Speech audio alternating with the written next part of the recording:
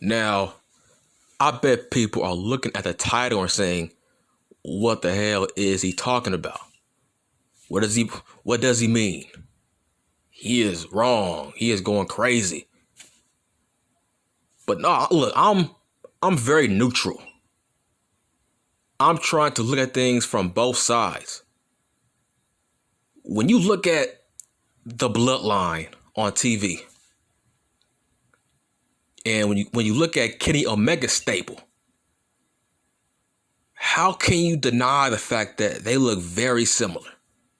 They are booked very eerily similar. It's like I'm watching the same segment. It's like I'm watching the same segment. How can you deny that? I don't care how big a fan you are of Roman Reigns. Look, I love Reigns. That's why I'm making this video. I love me some Reigns. I love the Bloodline. Man, they gotta book the Bloodline as a dominant faction. It's like they have to get out of that formula when it comes to how they deal with factions.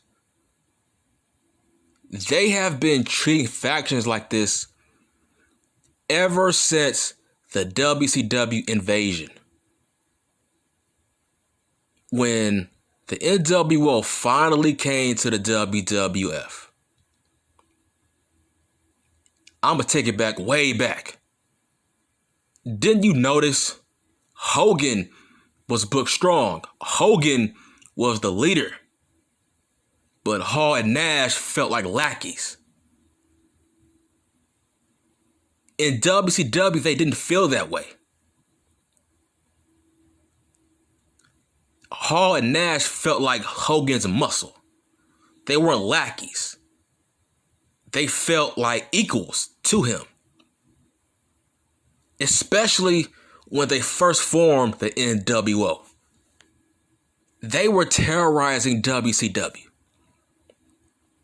Every Monday, they were just terrorizing WCW. Nobody could stop them. They were dominant. They were equals. They were built like monsters, all three of them. They weren't lackeys, they weren't sidekicks to one another. They felt like equals. Hall was a badass, Nash was a badass, Hogan was a badass in his own right. They felt like equals. They were a dominant faction. But when you look at the fucking Bloodline, it's like, it's every week with this shit. It's every week. It's have a guy like Finn Balor damn near bury the Usos while Reigns leaves the ring with Paul Heyman. With a fucking stressed out face or he don't care. He just walks away.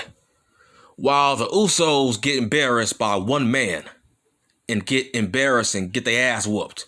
While Reigns walks to the stage. Nigga, that's every week with this shit. Look, I love the Bloodline. I want that to change, but it's every week. Every week, these guys are losing. The Usos are losing. This what happens. They get into a tag match that don't mean shit. Reigns looks on TV in his locker room on his monitor, all sitting on his chair, and when they lose, the camera looks at fucking Reigns, and he's like, "Oh man, they fucking lost again. Damn, I gotta fucking deal with these guys." Nigga, that's every week, ain't it? So how can you put them above the fucking elite? Yeah, when it comes to the visual, the fucking Bloodline looks like badasses, but in reality, when you watch them every Friday, they are lackeys. The Usos are just lackeys. They don't feel like equals. They don't feel like stars to me. They just feel like lackeys who have the tag team titles. But they don't feel like a force. just like the Elite, just like Kenny Omega's stable. What's the difference? Look, I understand a lot of people think that Reigns is untouchable. Like, your ass can't say shit bad about him. But no, man, you gotta be real. I don't care how big a fan you are. What are you watching on television? What are you seeing that makes you think they are above the Elite? I don't see it. I want to see it, but I can't see it. Because Reigns and Omega, they do the same thing. They do the same thing. It's either the Good Brothers come and help out Omega, and then the fucking babyface gets the advantage. Then the Good Brothers get their ass whooped by that babyface. And then Callis and Omega leave the ring and walk towards the ramp while the camera follows them. Who does that sound like every fucking Friday? Who does that sound like? Yeah. I'll wait. What does that sound like? What wrestler on Fridays does that to his cousins? So how much above Reigns is Omega then? They're doing the same shit. They always leave their friends or cousins to get their ass whooped while they walk up the ramp with their manager. They both have chicken shit heel tendencies. That's the point I'm trying to make. That's why they're very similar on how they're booked. Case in point, last All Out. Remember when Bryan Danielson made his fucking debut? Didn't you notice how Daniel Bryan, he beat up half the Elite, but Kenny Omega, he ran away. He escaped with Don Callis up the ramp. Who else does that on Fridays on SmackDown? Come on, man. Who else does that on SmackDown? You know his name. How much above he is than Kenny Omega if they do the same shit? They both have chicken shit heel tendencies. Omega, he always has the Good Brothers fighting his battles while he leaves the ring. And most of the time, they get their ass whooped. Sounds like the Usos to me. That's what I mean. They are booked the same.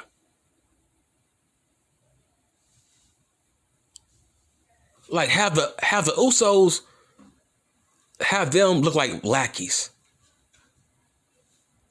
Have the Good Brothers look like lackeys. It's like, in this generation, that's faction 101. They did the same thing to the Hurt Business. Lashley was the leader. But Benjamin and Cedric, they were the lackeys, weren't they? That group was solely made to put over Lashley. That group was solely made to elevate Lashley. That sounds like Reigns' faction to me. That sounds like the Bloodline. And it's crazy because Reigns said his dream was to have his own faction with the Usos. It don't seem like it to me. Because, okay, how come they're not dominant? Why they are losing on TV in non-title matches? How come they were trading wins and losses with the fucking Mysterios? Why are they trading losses and wins with the fucking Street Profits? It's like, man, back in the day, factions weren't built like this, where it's solely made to put over the leader and the other two guys are just made to be lackeys, servants. Yeah, I love the fact that the Usos, they always got Reigns back. I love that. But it gets to a point where, okay, y'all got his back, but y'all always get your ass whooped. I mean, for me, man, the fucking last straw was Brock Lesnar.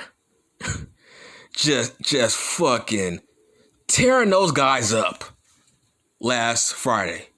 He was tearing those dudes up. I'm like, didn't Finn Balor do the same thing to the Usos by himself while Reigns walked away? Come on, man. Y'all can't put Reigns on a pedestal all the time. He does similar shit like Kenny Omega does. Now, don't get twisted. Reigns will always be better than Kenny Omega, but I'm talking about as a talent. But when I'm watching both their characters on TV, I don't see a lot of huge difference in terms of, I mean, they both act like chicken shit heels. They both leave their friends and cousins to get their ass whooped while they walk towards the locker room. I mean, come on now. I'm not lying. I'm not being a hater. That's facts. Go on YouTube, and if you think I'm lying, the footage is on YouTube if you think I'm lying. Reigns does it all the time. It's every week with this shit, though. His cousins are Jay or Jimmy. Remember Edge? Edge made the Usos look bad. Every time Reigns is in trouble, the Usos come down and try to interfere in his matches. That sounds like the Good Brothers, don't it? Don't that sound like Anderson and Gallows? That sounds very eerily similar, don't it? I'm not being a hater. I'm just speaking facts. I'm speaking from a neutral, objective standpoint. It's every Friday, bruh. It's like, ever since the NWO came to the WWF, that's how they have been booking their factions. Even Scott Hall said it in a shoot interview. He said, what Stone Cold did to the NWO, I think it was on SmackDown or Raw, where I think he poured beer on Hall's head, right? My boy Scott Hall said in WCW, Steve Austin would have never treated the NWO like that. See, the reason why the NWO was booked like shit, because that was an agenda. That was a payback from what they did in WCW. That was payback. So if that was an agenda, let's talk about evolution. See, we all know why Batista and Orton weren't booked like lackeys. We all fucking know why. Look who the fucking leader was. You think he was gonna let Orton and Batista be lackeys? Of course they were equals. Look who the fucking leader was. Of course he was gonna do those guys a favor by not having them look like bitches. Of course.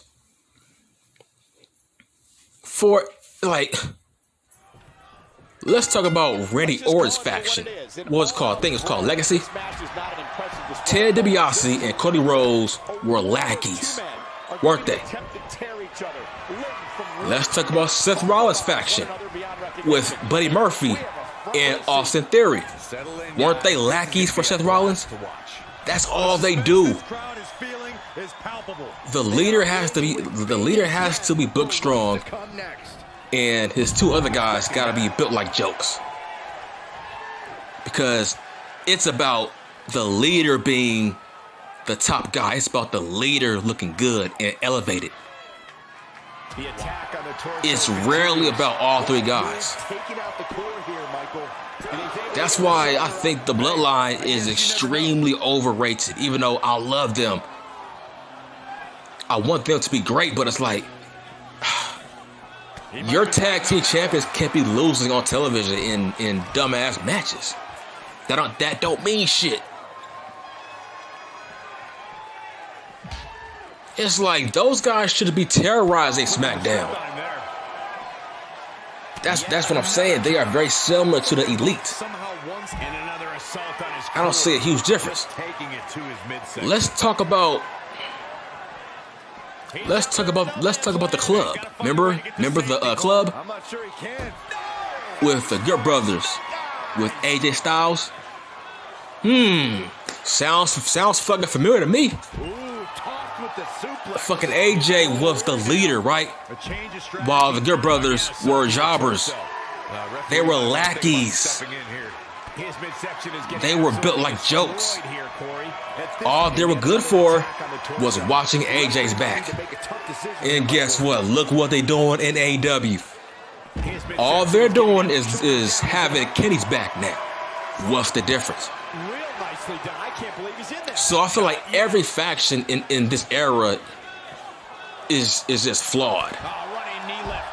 So yes, I said it. The Elite and the Bloodline, there's no difference.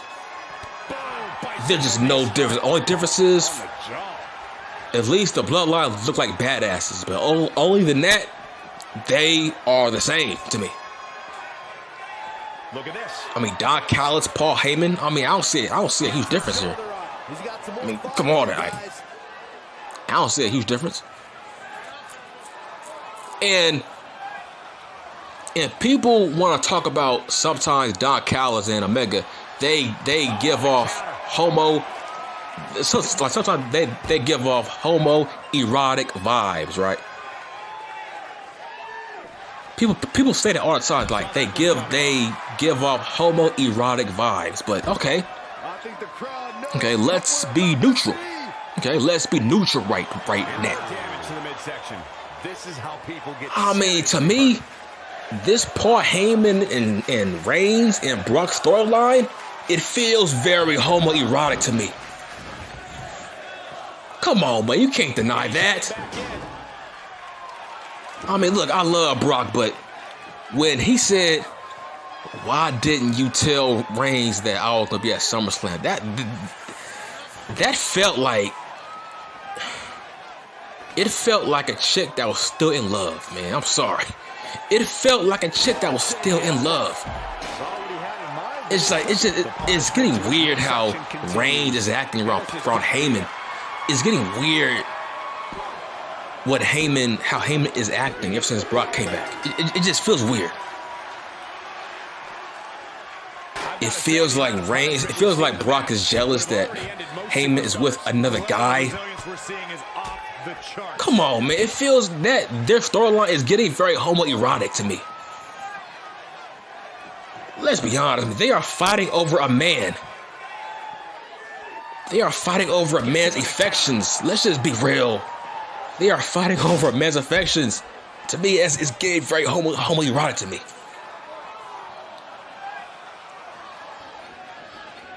Like, it feels like Reigns thinks Paul Heyman is cheating on him with Brock. That's how it feels. To the point where it feels like Reigns don't even want Heyman to be in contact with Brock. It sounds like a jealous relationship to me. It sounds like a paranoid relationship to me. It sounds too weird to me. It sounds too weird to me. It's like Reigns is obsessed with Paul Heyman's ex-guy. Come on, man. It's like, it feels like Reigns thinks Paul Heyman is going to leave him for another guy. You don't think that's homoerotic to me? Come on, man. It's kind of, it's just weird. It's weird. But okay, y'all gonna say Omega and Callis sound kind of, you think they kind of homoerotic? Well, y'all gotta look at Reigns and fucking Heyman and his whole Brock shit. Y'all gotta look at both sides of the fucking fence. This storyline does not feel like Ryback and CM Punk. It feels nothing like that. The attack on the torso continues. It just feels like Paul Heyman has a new boy toy and Brock is jealous of that boy toy. That's how it feels. Why didn't you tell Heyman I was at SummerSlam, huh? I know you said, why didn't you tell Reigns I was at SummerSlam? that I was coming, huh? It's like, what was Brock trying to say? Is he trying to make Reigns jealous? Come on, man. How can you ignore that? He's trying to make Reigns jealous. That sounds very... That's female shit to me. That's very female shit to me. That's very affectionate to me, man. I'm sorry. It's just weird. I felt really uncomfortable with that segment. It's like Heyman is... it feels like he's in a love triangle. It's like his heart still belongs to Brock Lesnar. It just feels weird, man. How can you deny that? But look, I love Reigns. I love the Bloodline. I just want them to be booked better. I want the Usos to be booked stronger. I don't want them to be jobbers, because that's what they are. They lost to Big E and fucking Finn Balor on SmackDown. They are not jobbers. They are only used to further a storyline. That's not good, man. They are supposed to be the best. They are supposed to be the best tag team in the world, but it don't feel that way. It don't feel that way based on how they are booked. I don't like it. That's it. I'm done.